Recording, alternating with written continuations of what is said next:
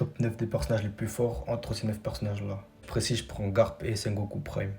Bon, déjà en dernière position, je mettrais Gion et Tokikake. On n'a aucune information sur leur puissance. Juste, ils devaient devenir amiraux, mais ça s'est pas fait. Ensuite, à la 8ème place, je mettrais Fujitora. En vrai, c'est un bon perso, mais je pense que les personnages qu'il y a là, ils sont quand même plus forts que lui. À la 7ème place, je mettrais Kizaru. Lui aussi, il est fort, mais je le vois pas battre les personnages qui restent. Ensuite, à la 6ème place, je mettrais Akainu. Ok, c'est l'amiral en chef. Ok, je pense qu'il est un peu plus fort que les autres amiraux. Mais il a quand même pris 10 jours à battre Aokiji. Ça veut dire que le combat entre les deux, il était super serré. Et que le niveau entre les amiraux, il est quasiment équivalent. Après, en 5ème position, je mettrais Mihawk.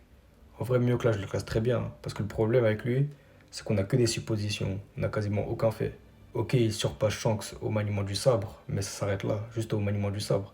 Après, si les deux ils font un vrai combat et que Shanks il utilise son acquis des rois, son acquis de l'observation, etc., je pense que mieux c'est impossible qu'il gagne.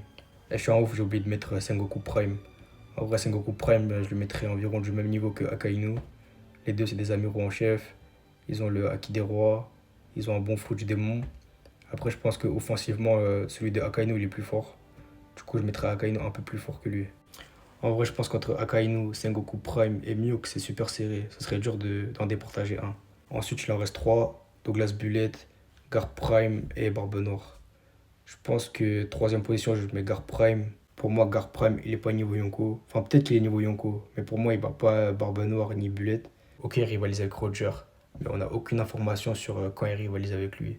Ça se trouve, il rivalise avec Roger quand Roger il était au milieu de son aventure. Comme Luffy et Smoker, ils rivalisaient à la Basta. Ensuite, je mettrais Douglas Bullet. Il a vraiment fait une bonne prestation pendant le film.